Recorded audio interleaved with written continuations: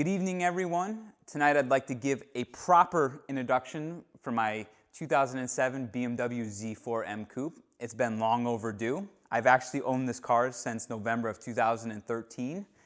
And this car is really like the black sheep or outcast out of all the other cars that I own. I love Japanese sports cars, and yet I have this thing in my collection, and it's the only German car that I own. So the reason why I have this car is back in 2011, I had just picked up my AP1 Honda S2000, and that was my daily driver. I drove that car for 2 years, put about 40,000 miles on it as a daily, loved it. Even though it was very Spartan and noisy and uncomfortable and just a kind of a cramped cabin, I still enjoyed the hell out of it. But for the next car, which I bought this to be a daily, even though it's no longer a daily, and I'll get to that a little bit more later, I was looking for something with a little bit more comfort and more dual purpose. During that time period, I drove a 2011 Porsche Cayman S, and it really, I'm not a Porsche fan, I respect the cars, but I'm not huge on them. But that car really changed things for me and kind of left an impression that just really grew in the back of my head throughout the time when I was dealing the S2000. It was so surprising to me that you can have a car that is fast, it's comfortable, and it's just quiet inside, which the S2000 or pretty much any of the other cars that I had owned at the time were not at all. So when I was shopping for a car, it was between a Porsche Cayman S. I also cross-shopped that with a C6 Corvette Z06, and this was on my list as well. The goal was I didn't really want to work on a car. I wanted something that I could just get in and just have it be fast, have it be comfortable, and like just really be a fun, capable daily. And those three cars are what I narrowed it down to. Ultimately, the Corvette got dumped because of the price. At the time, they were still well over $40,000, which was kind of too much, I think, for a daily. That's a big car payment to have. Same thing with the Caymans. They were up there. You were able to get older ones for less, but they didn't start offering them with a limited slip diff until 2009, and not even a lot of them had it. So like trying to find one that was optioned with it, that was within that price point, was like pretty much next to impossible. In comes Z4M Coupe, which being an M car, they all have limited slip diffs. They all have a special engine. You know, the LS7 out of the Corvette was kind of a cool engine, but like I'm not a big LS fan. I still think there's something wrong with having under 80 horsepower per liter output from your engine. But in the Cayman motor is nothing special at all, because that's like kind of Porsche's unloved bastard child. It couldn't be anything like the 911. And plus, like working on the Cayman's motor, I was like, nah, I don't really want to do that. This uses the 3.2 liter inline six from the E46 M3, which is a special motor, even though it's a little bit archaic, right? It's a big fat iron block, and it even weighs more than the all aluminum V8 that replaced the that they started putting into the E92 M3. It weighs 33 pounds more. That's how heavy this motor is. But I'll forgive it because when the S54 came out, it was one of the top 10 engines of the year. It was over 100 horsepower per liter, has 11.5 to 1 compression ratio, revs to 8,000 RPM. Like it has all those like cool characteristics of a special motor. So that was one of the big things that attracted me to the car. I love unique engines. You know, I'm big on the S2000s, the F20, F22. Even the E92's V8 is a cool motor. Anything that is just more than like the typical run-of-the-mill lineup of motors, they always kind of drew me to them. So that was one of the big things that drew me to this car. So given the overall package, it had a limited slip diff, it's a comfortable car, it's got leather, it's got a nice interior, it's newer, it's got a good sound system, and the price point, which was like way less at the time, was way less than the other two cars. This ultimately won the deal. So I had to go to Maine for this car because there was only two for sale when I looked on AutoTrader, eBay, and cars.com. There's only 2 for sale within a 600-mile radius of Connecticut. And I ended up going to Maine for this particular model. I bought it at a dealership up there. It has 34,000, or it had 34,000 miles on it. It has about 41,000 now. I retired it as a daily 2 years ago, so it didn't really last very long. I think I daily drove it for about 3 seasons, and I was like, I can't daily this anymore, because it's kind of like one of those, it's just a special car, and I didn't really realize it that much at the time, or maybe I did, and I was just in denial that I can continue to, that I would be willing to put this through New England salty snow weather. I just couldn't do it when the time actually came, so I pulled it off as a daily. But it's a very rare car, needless to say. BMW only produced 18, or I didn't produce, but they only brought over to the United States and Canada 1,812 of them for the 2-year run that we got them. So that was 2006 to 2008. I think worldwide production was somewhere in the 4,000 range, which was still not a lot. This is less than the Z3 M Coupes, which are already pretty rare. So this is a pretty rare car, and it's pretty cool to have something that rare. But why did I buy it? Well, aside from the overall package, there is something to be said about the looks of this car. I'm a big fan of this big, long penis hood on it. I kind of like penis hooded cars. S2000's got a big, long wiener hood, Dodge Viper. Those sort of cars, for whatever reason, draw me to them. I like sitting far back in it. This car, you sit very far back. You're right above the rear wheels, and that's a really cool thing. You sit low down in this car. The cabin is a nice place to be. The dash is a little bit weird looking, but it's got a nice big beefy center console. The seats are well bolstered, and they're nice Napa leather. There's Napa leather accents on a lot of the materials. This car, which I'm thankful for, has the carbon leather package, which covers the center dash pad and the center console with the carbon fiber leather. Not that I care about carbon fiber leather by any means, but if you don't have that, it's just a big gaudy brushed aluminum plate, and it just looks so off. So I'm happy that it has that, and the whole interior is black. The seating position on this is awesome. You sit so low in it. You have some height adjustment in the seat, but you sit very, very low down, and I like that. That's how a proper sports car should be. All the Japanese cars that I have, they're obviously kind of made for smaller build people, and the challenge was always getting a lower seating position in those cars, whereas this, you don't need to do a damn thing. If anything, you need to raise the seat up a little bit because you can't see over the big wiener hood in front of you. So it's really cool, and I dig that. Speaking of the exterior, still, before I move on to other things, I love how this car integrates a double bubble roof. That is, like, to me, is such a cool design feature. Yes, there's like a little bit of aerodynamic benefit for it, which is like the main reason why manufacturers were doing it, but all my favorite cars have double bubble roof. FD Arc7, Dodge Viper, even the Mugen hardtop on my S2000 has a double bubble, and I love that. It's such a cool design cue on it. Going to the rear of the car, it's a little bit shrunk, but I love the fastback. I think the fastback makes the Z4 like such a cool looking thing.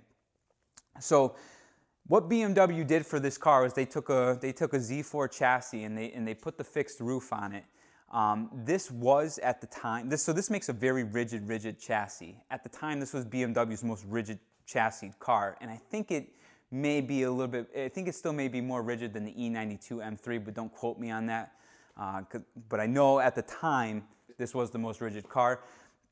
Being that they produced this from 2006 to 2008, which is when the E92 had already replaced the E46, this is the longest running car to have the S54 motor, or the most recent car. So this is the last of the all-motor inline sixes, which is like a really cool thing as well. Driving the car, it's a little bit wonky. The controls aren't the most user-friendly, where like Japanese cars are very easy to manipulate. Everything's just kind of ergonomic and works well. The shifter on this is a little bit more meat-headed. It's not the nicest throwing shifter. The steering feel is heavier, but this does have a hydraulic rack, which is cool. The regular Z4 was an electric steering rack, but the M engineers wanted to have more feedback through the cabin, so this car has a hydraulic rack. The steering wheel, even though it's very fat and it's fatter brim than what I would normally like, is actually pretty nice. It's Napa wrapped. It's got the M contrasting stitching throughout it, and it was different from any other BMW offering. The design of it, at least, and I like that. I think that's another cool cue for the car. Let's talk a little bit more about the motor. So the S54, like I said, is a cool motor. It's a high revving motor. A fun fact about this motor, the M engineers, when they designed this engine, with the rod to stroke ratio that they have in it, they spec'd it with a 7,000 RPM rev limit. But because the marketing division said, no, it has to be 8,000 RPM, they made it 8,000 RPM. It uses very, very thick oil. It's 10W60 oil, and it takes forever for that oil to get up to temp before you can like really like lay into the car. This only has an oil temperature gauge, so it's nice that you can see when you reach that point. There were reports of rod bearing issues, not so much on these, but like more the E46 M3s. I think part of it is because of how thick that oil is, and because the engine is an iron block, it takes so long for the oil temperatures to get up to temp before it's like safe to really put load on the motor. I ran a couple oil analysis samples on this after some oil changes, and I've had no issues. But again, I give it ample time to warm up, and I take it easy until I hit at least 160 degrees for the oil temperatures. BMW gave 0 fucks when putting this motor into this car, because they did not try to mount this thing far back or low down at all. They just slapped it right in here.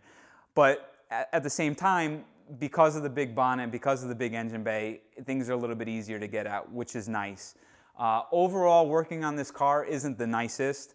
A lot of things are still kind of like not as easy to take apart or service as a lot of Japanese cars, and typically things take me about 3 times longer. Even changing the damn oil with this weird oil filter system takes longer.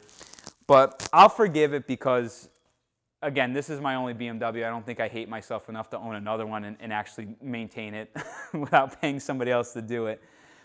So as far as modifications go to the car, I haven't really touched much on it. The engine is still all bone stock. I have some plans for naturally aspirated mods. I think this is a great motor, and I want to open it up more. It's really muted.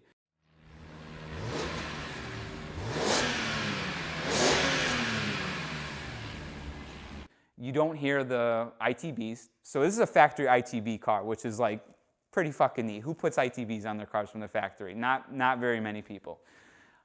As you know, I like ITBs, so that was a big selling point on the car, and I just think it's really neat.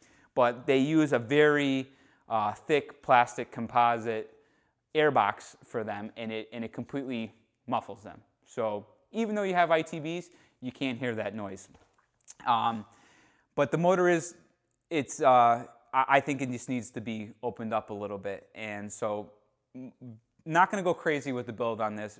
Like I said, compression's already high, but I would like to do maybe a set of cams, open up that airbox, either go with the carbon M3 CSL airbox so you can hear them more and allow a bit more airflow, get rid of the mass airflow sensor, or even do like a sausage filter setup. I was looking at doing that as well.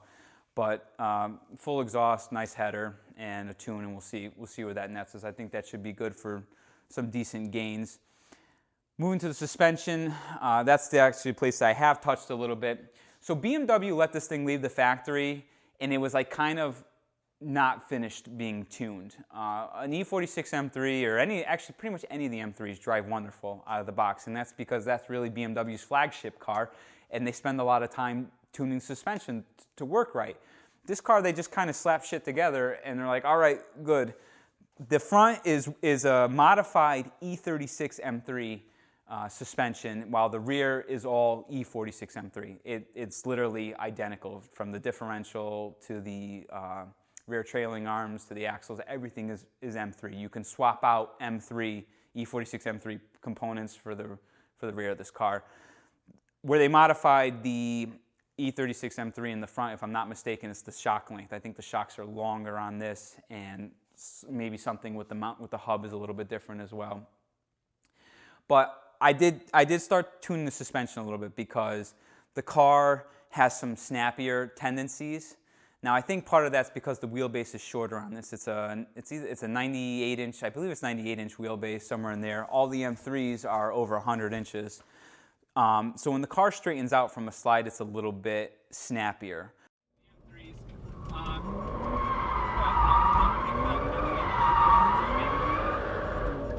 I can make this thing kind of slide a little bit more progressively. Part of that's from the factory alignment. They run 1 degree of camber in the front, 2 degrees in the rear, which I don't like that. I want more camber in the front than in the rear. Right now I do have more front camber than the rear, I just don't know how much. The next step ultimately is to get this thing on an alignment rack, but the reason why it is where it is because I installed a set of Bilstein PSS10 coilovers. Has male updated front, or upgraded or uprated beefier front sway bar end links. I have a set of rear trailing arm bushing limiters to prevent toe deflection under load. And I have the shock mount reinforcement plates for the new suspension, although I don't think that these cars suffer from the chassis tearing woes that the 3 Series and the 5 Series suffer from. But we'll see. Time will tell. I don't plan on ever putting super grippy tires on this anyways, just because this is mostly a street car. I'm not really planning on making it into like a racier, louder, obnoxious car. This is like, hey honey, let's go out to dinner and we'll take this or something. So it's like kind of that nice, smooth, in-between car. I did install a set of Apex EC7 wheels. I think these complement the car a little bit nicer than the factory 5 spokes. And these are a little bit, these are a little bit of a departure from the typical CSL style wheels that everybody else installs. So that was the other thing that kind of caught my attention, and the fact that you could put BMW center caps in them. They just kind of look like they were a nicer option OEM wheel. But the fronts are 18 by 9 and the rears are 18 by 9.5. I shrunk the stagger a little bit from 255 rear and 225 front to the new set of tires that are on here is now 255 in the rear, 235 in the front. Because the car is pushy at corner entry. That big heavy engine in the front, this is definitely a front engine car with a frontward weight bias. Definitely induces a little bit of understeer. So I shrunk the stagger a little bit.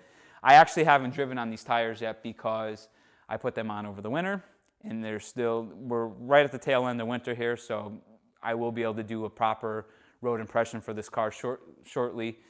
I did take this car to Lime Rock twice, and I attempted to film a track impression for it, hot laps and drift laps. The first time, which my driving was really well, and I was proud of it. I got home and the video footage bled out. I had the camera in the car, the sun was glaring on the windshield, and like you can't see anything. And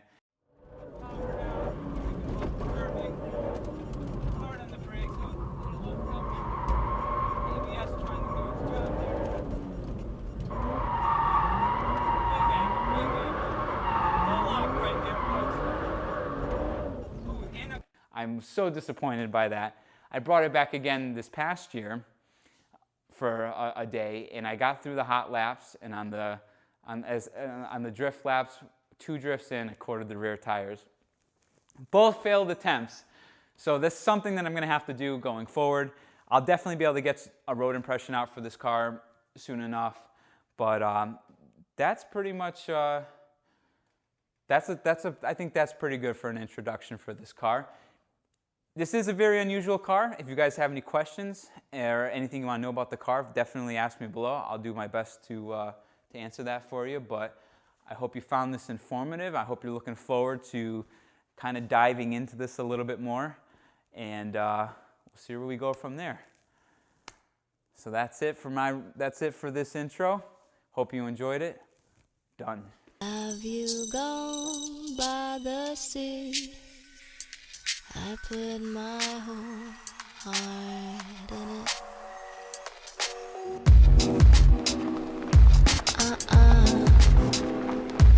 Big white mountain. I'm fucking using the shot. Hmm? I fucking